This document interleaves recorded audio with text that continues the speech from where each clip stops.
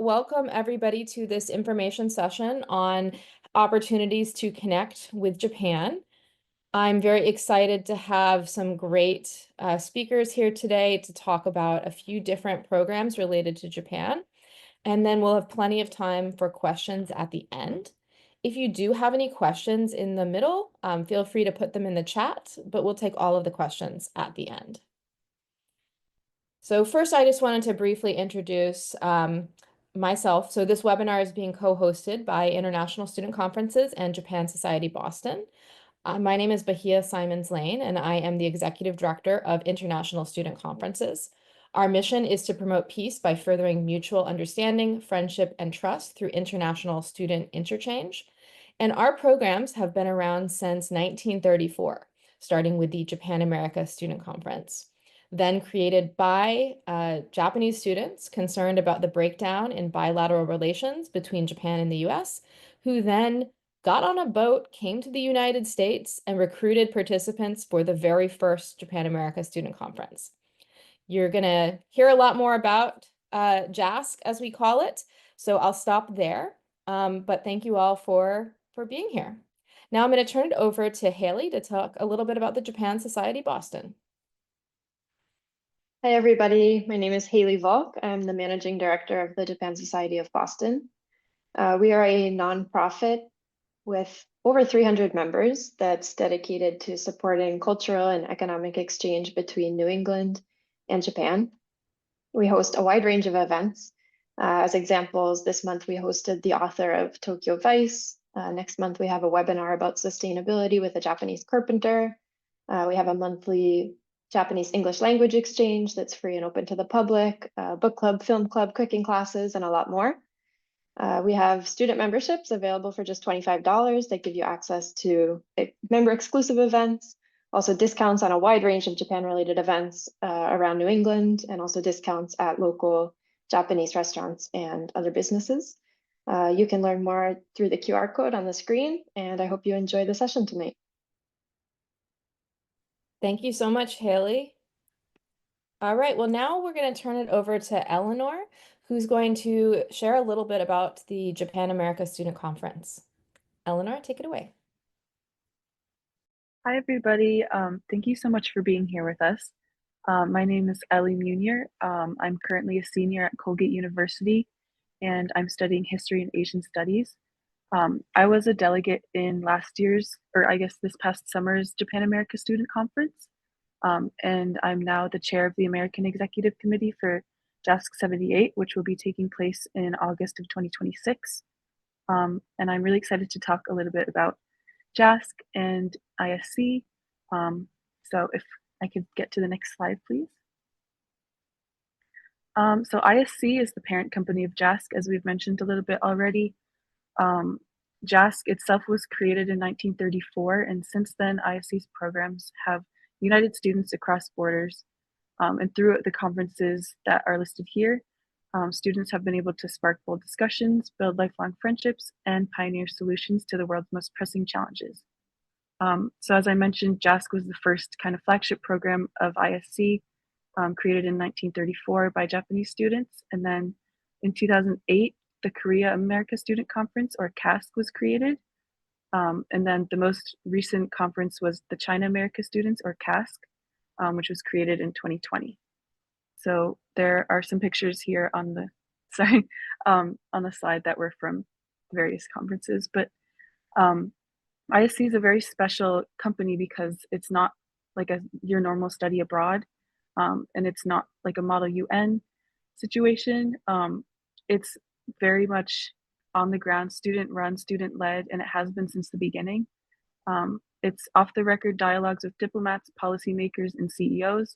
You get to meet really cool people through JASC, through the programming and hearing from speakers.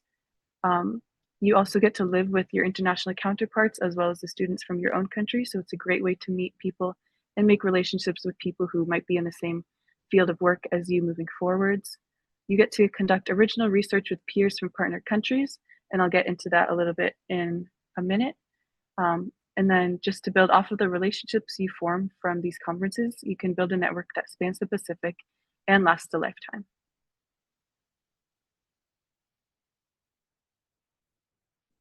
So ISC's conferences all work with a similar structure. JASC specifically is a 3-week in-person summer program, and it alternates host country every year. This past year when I was a delegate, it was held in Japan, and next year it will be in the US. There are always multi-city experiences. You'll visit rural towns and major cities to witness the US-Asia relationship in action. Through that, you get to see several different lenses to view this. And then roundtables are kind of our unit of discussion and reflection. These are small binational groups exploring key global issues, and they're just made up of delegates kind of put into groups from the larger delegation. And then the executive committee is the leadership team of past delegates who design each conference. As I mentioned, I was a part of 77 this past year, and all of my fellow executive committee members were all also delegates in this past year's JASC. The forums consist of final presentations and dialogue with the public and experts. There are usually forums at every site that we visit, so usually 3. And then the last one is called the final forum, where we have a large presentation of what we've been working on throughout the conference. And then throughout JASC, you get to have world-class access to embassies, think tanks, government institutions, and corporations through the programmings, speakers, tours, things like that. It includes cultural and academic rigor through research, presentations, fieldwork, and intercultural learning. And perhaps the most impactful on a daily basis is the communal living. This enhances communication and cultural understanding and fosters the lifelong friendships that continue long past the end of the conference. So JASC 78, which is taking place in 2026, as I mentioned, there's an application fee waiver here. I believe that should save you $20. And the code is on the screen if you want to write it down or take a screenshot. And yeah, if you're interested in JASC, please apply. I'll be talking a little bit about it in a minute.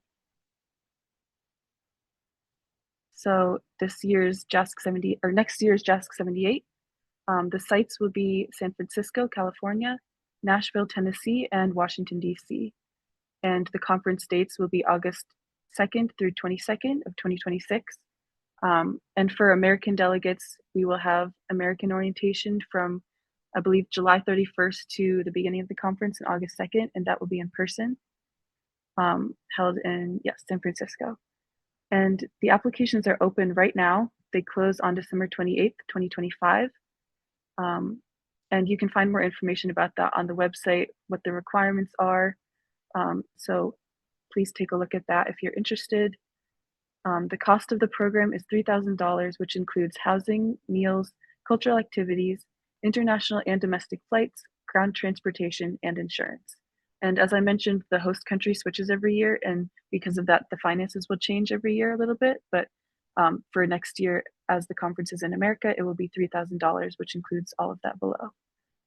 And if you would like to connect with JASC a little bit further after this info session, we have our contact information there. The top Instagram account is the Instagram account for the Japanese delegation. Below that is the account for the American delegation. And then below that is the official JASC email and the official JASC website. So the roundtables, which is the unit of discussion, this year's roundtables will be encompassing a whole bunch of different topics. We have international politics, Japan-US roles in a changing era of international politics, innovation, which includes innovation across research, industry, and society, media, which will be talking about news and media, environment and resources, talking about managing the environment and natural resources, arts, shaping culture through artistic mediums, health, focusing on health and reform, and civil, talking about identity, community, and polarization. And when you apply, you'll rank your preferences and join a binational team of 8 to 10 students, ideally an equal number from both the Japanese side and the American side. And the reason why we have such a wide scope of roundtables is because we want to get students from all disciplines, all fields of study to feel like they have a place in JASC, because a lot of people may feel discouraged if they don't have Japanese proficiency, which is not a requirement as the conference is held in English, or if they don't have background in international politics or cultural exchange, because those are really big parts of JASC, but you really don't need to have experience with that previously. We want to have people from all backgrounds to be able to feel like they have a place in JASC, because everybody can truly bring their own voice and something special to these roundtables and these discussions. Some of the past programmings, just as some examples, from 2025, this was my year in JASC. We visited the Diet, which is where our final forum was held, and we heard remarks from the U.S. Deputy Chief of Mission, I believe, Aaron Snipe, and a video message from Prime Minister Ishiba. And then in our Kumamoto site, we had the opportunity to drink from a spring called Shirakawa Springs, some of the cleanest spring water in Japan. Some people were a little bit scared to do that, but most people did it anyway. We heard directly from Nagasaki A-bomb survivors and peace advocates during our peace programming. We toured the 2025 World Expo site in Osaka with the VIP site to the US Pavilion. And we experienced a traditional Urasenke tea ceremony in Kyoto. And those were just some examples of many. And then in 2024, during JASC 76, this was before my time, but this was the JASC that my executive committee members from when I was a delegate had done as delegates. The last time the conference was in the US, delegates gained a deeper understanding of 130 years of Japanese American history at the Japanese American National Museum in Los Angeles. They visited the International Monetary Fund for a briefing by the Secretary, Department and Communications Department, and presentations from the Asia and Pacific Department. They had a lecture and a panel at the Los Angeles LGBT+ Center on the center's rich history and its impact. And they had 6 party talks simulation at the Korea Economic Institute of America.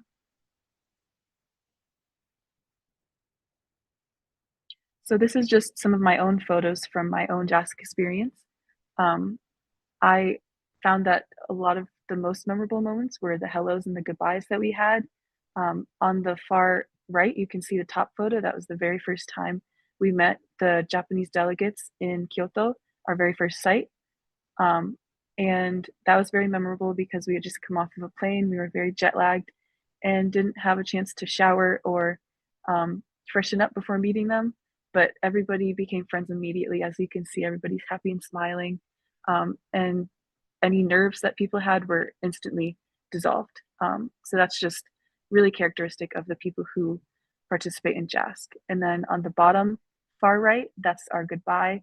The very last day, all of the American delegates are on a bus, and that's the Japanese delegates running after the bus, waving goodbye to us. And that was a very special memory, a very sad memory, but I look back at it and I still smile to this day.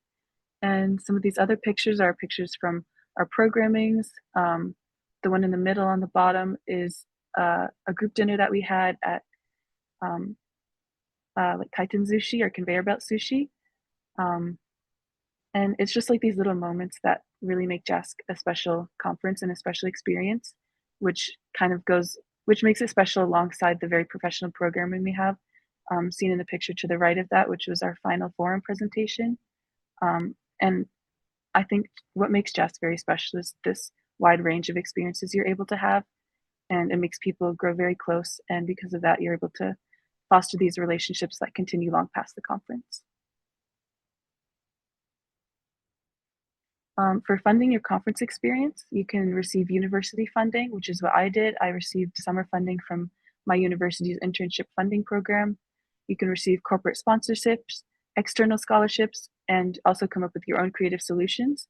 But built into ISC, there are opportunities such as the Plant a Diplomatic Tree Scholarship. Each conference awards one full scholarship annually, made possible by donations from ISC alumni and friends. And depending on funding, additional partial scholarships may also be awarded. And there's also the Glenn S. and Sake T. Fukushima JASC Alumni Fellowship Fund. Accepted JASC delegates will receive application instructions and deadlines by email, typically in February.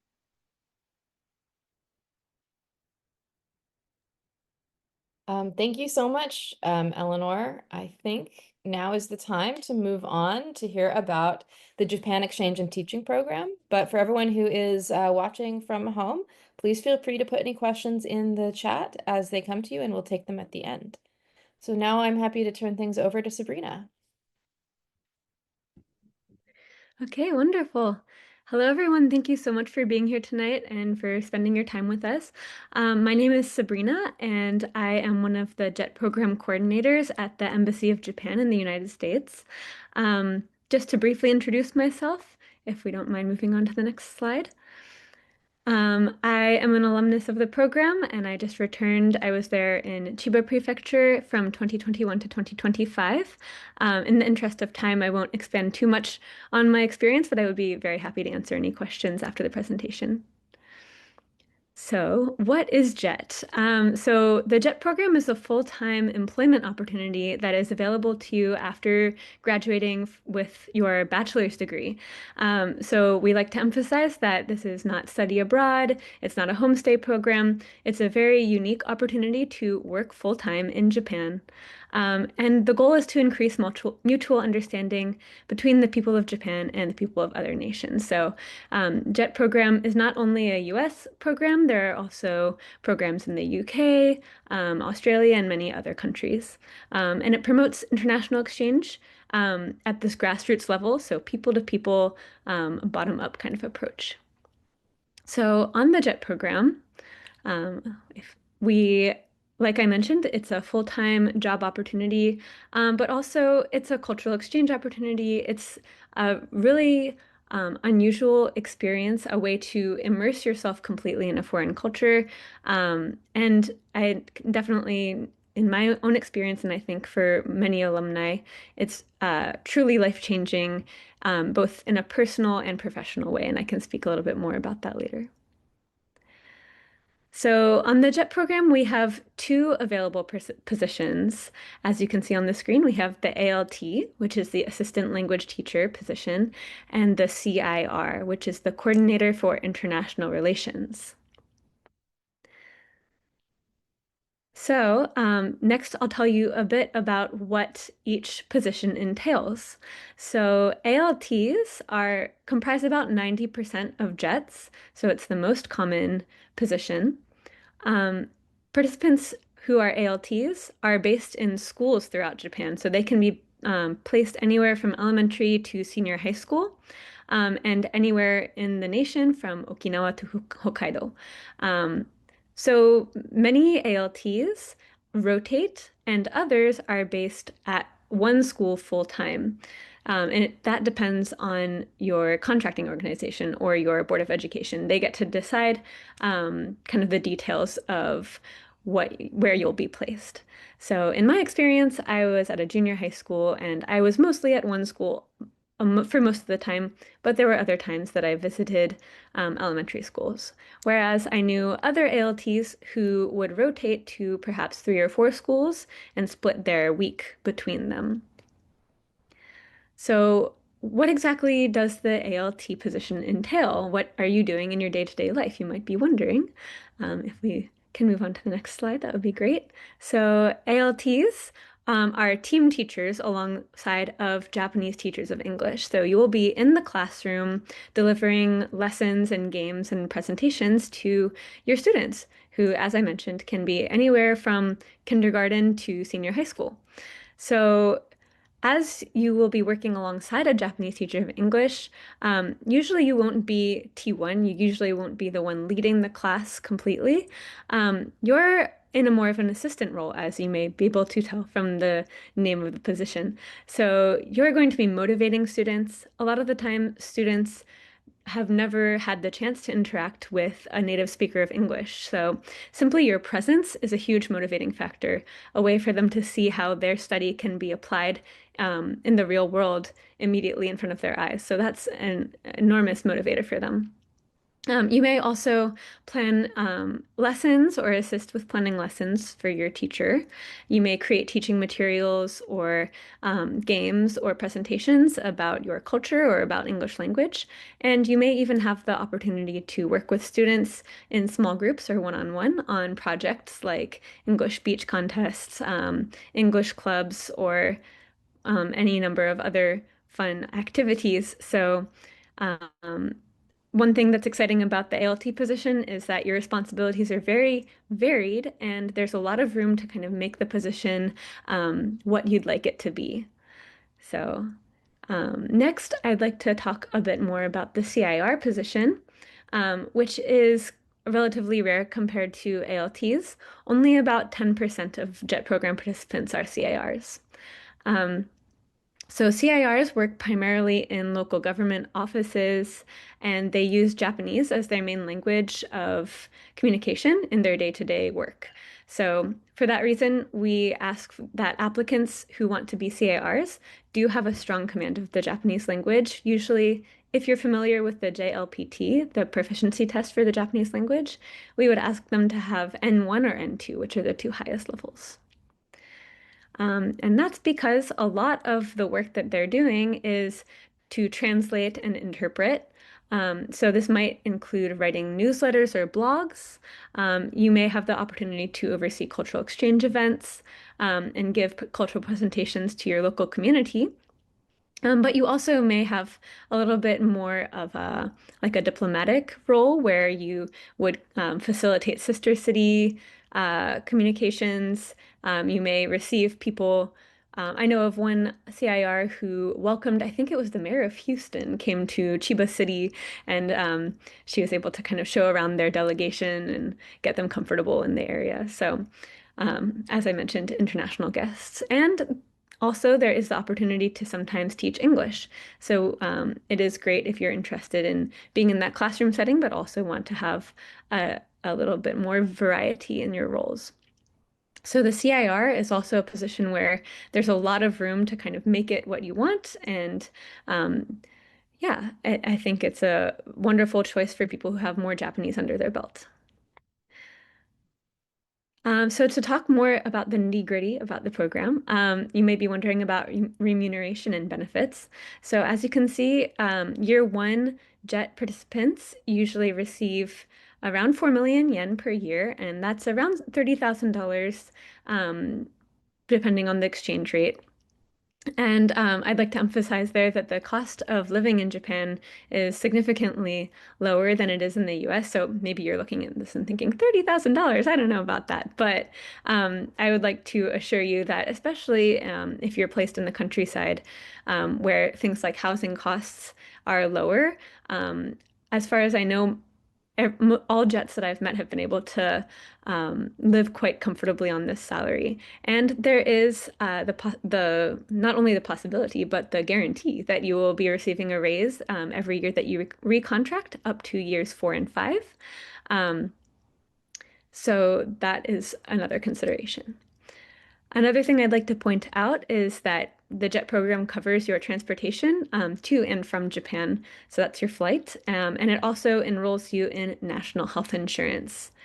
I'd like to also point out that the JET program offers a special JET accident insurance. In case you encounter anything more serious, you are covered in that case. So who is eligible for this program? For US participants, we ask only that you have a United States citizenship, that you have a bachelor's degree by June 26th, 2026 to participate in this year's program, and that obviously you have an excellent command of written and verbal English since that's the subject you'll be teaching. And of course, it's a plus if you already have a strong interest in Japan and Japanese culture. And as I mentioned, CIRs, we do want to see that Japanese skill. But we do not require you to have a background in Japanese, and we don't require you to have a background in English teaching. The main thing that we ask is that people are going into the program open-minded and excited to make real meaningful connections with people from other cultures. So just a couple of frequently asked questions I'd like to address. So no, you do not have to pay for your flights. As I mentioned, the JET program does pay for your flights to and from Japan. You may also wonder, how many days off do I get? So at every jet is contractually guaranteed at least 10 days of paid vacation every year, but in my experience, it's more common to have around 20. And that doesn't include the national holidays that are also quite common in Japan. So you'll find yourself with a large handful of 3-day weekends, which allows a lot of time for travel, for exploring your local community, and also some flexibility to visit home during the summer vacation, which I know is important to many people. So one last question is, how long do I stay on JET? So the basic JET contract is 1 year. So when you join the JET program, you are expected to stay for 1 year, and then you are given the option to recontract or extend that contract on a yearly basis up to 5 years. And then after that, that's up to you. There's a wonderful a JET alumni network that is very active throughout the US, especially in the Washington, D.C. region, which I believe there are many applicants. Maybe you are across the US, but it's really wonderful to get involved both before and after the program. And it ends up being a really wonderful way to get involved post-JET to pursue your career aspirations. Even if you don't plan to go into education, our alumni go into a really wide variety of areas, including the State Department, universities, the private sector. So it really is a springboard for a variety of different things. And then here are just a few photos from my time on JET, which I'd be happy to answer questions about. I was able to get involved in the local community and like make some really meaningful and like deep connections with people that I know will stay with me for the rest of my life. So if you're interested at all in the JET program, I really do encourage you to apply, as it is a life-changing experience. So thank you so much for listening, and I would be more than happy to answer any questions you have at the end of this webinar. In the meantime, please do feel free to check out our website for our updated information. Unfortunately, our application did just close for the 2026 program, but please do keep your eyes peeled for information for the 2027 program. Thank you so much for listening, and next I'd like to pass it back to Bahia. Thank you. Thank you so much, Sabrina. You're making me feel very nostalgic for my own JET experience. Now it is my pleasure to pass it off to Carl to talk about the MEXT scholarships. All right. Well, thank you so much, and good evening, everyone. My name is Carl Tan, and I'm with the Embassy Japan and the education coordinator that oversees the study in Japan opportunities. And one thing I would like to highlight for tonight's program that we have is the MEXT scholarship. And so, Bahia, if you can see the next slide, please. So what exactly is the MEXT scholarship? So MEXT actually stands for the Ministry of Education, Culture, Sports, Science, and Technology, or Monbuku Gakusho. And in the scholarship, we have 4 main scholarships that we offer for you all. And they come in as the Japanese Studies Scholarship, or Nikken, the Undergraduate Scholarship, or Gakubu, the Research Scholarship, the Kenkyu, and the Specialized Training College, or Senshu Daigaku. For my presentation, I'll be focusing on 3 scholarships in particular that is very popular within the United States that many applicants go for, which is the Japanese Studies Scholarship, Undergraduate Scholarship, and the Research Scholarship. And how all of this usually goes into play is that the consulates, and including the embassy itself, we assist in the recruitment and the initial selection for the scholarship itself. And then the final selection will come from MEXT, and also the Japanese universities and colleges that are associated with this MEXT scholarship. And so the first scholarship I wanted to touch upon is the Japanese Studies Scholarship. And so this scholarship is designated to be a 1-year program that allows you to go to a Japanese university to then allow you to take your Japanese studies courses. So if you are taking a Japanese major or minor, Japanese language major or minor, or any of those aspects at all, this is an opportunity for you to take those courses at a Japanese university for a full year. The restriction that we have there is that applicants must be between the ages of 18 to 30 years of age, and you must have Japanese language ability that is sufficient to receiving an education at a university in Japan. So for this scholarship specifically, you will be going to a Japanese university and your language of instruction will be in Japanese. So the benefit of actually taking a Japanese scholarship, study scholarship, is that you're able to fully immerse yourself in the classroom, taking your courses for your major or minor in Japanese, while also deepening and enriching your Japanese language. The second scholarship I wanted to focus on is the undergraduate student scholarship. So this is actually a great scholarship for those that if you are a senior in high school and you're thinking of studying abroad in Japan, this is a great scholarship to consider. For this scholarship, you are then enabled to take your full 4-year degree at a Japanese university and to earn your undergraduate degree there. So those individuals will usually be those who want to carry out their own studies, and this will be within a designated major of your choice. So for applicants, you must be under 24 years of age to apply for the undergraduate student scholarship. And for the scholarship period, it is 5 years in total. So the first year, if accepted, will actually be a 1-year program of intensive Japanese study, which basically is a language course for you to kind of freshen your language and to prepare for yourself to taking Japanese courses at a Japanese university. And from there, upon completion of that 1-year intensive Japanese course, you're then selected into your Japanese university for the major that you've chosen, and you will then complete your 4-year program.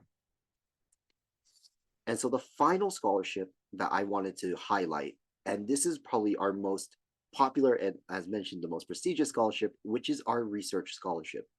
This scholarship is very great if you wanted to earn your master's or PhD program at a Japanese university. And so many of our scholarship applicants actually go for the research scholarship. And what's really nice about this scholarship is that you will be fully funded to take your undergraduate or your research and your master's degree or PhD degree at a Japanese university. And all of that schooling is then covered with a stipend as well that you will receive. So thing from here is that you must be under 35 years of age and you must have a college graduate degree, so your undergraduate degree.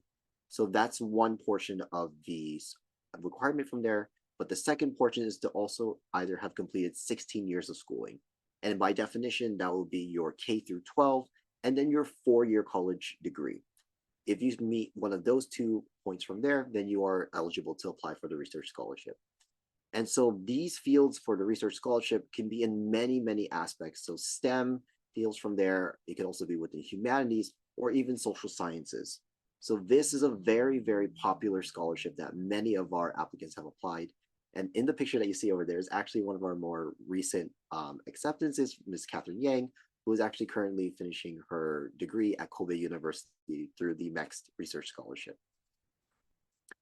And so just a quick overview of what really MEXT is for there. One thing to let you know is that MEXT, like JET program, will actually pay for your airfare. So going to Japan and then returning home to your country, wherever you departed, will be fully covered by MEXT. As mentioned as well, that there's the stipend, and this stipend is only applicable for the research students, which is around $143,000 or roughly $1,000 a month of stipend that you can receive during your studies. Tuition is also covered, and then also any entrance fees that you'll need to take in going to a university is all fully covered by this scholarship.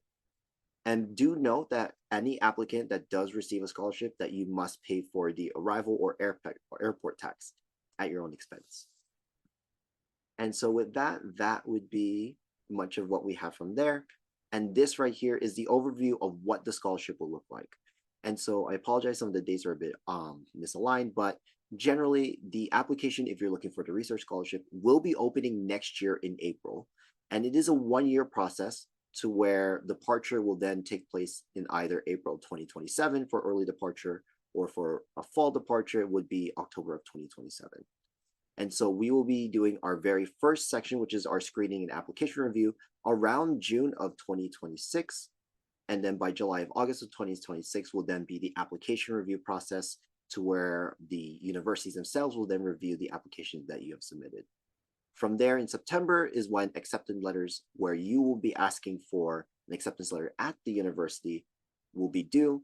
And from that point, between October to December of that year, is the final second screening where MEX and the universities will then determine your placement and eligibility for the research that you're looking for. And by January, February the following year, you'll receive the final results. And then, as mentioned before, the departure. Thank you.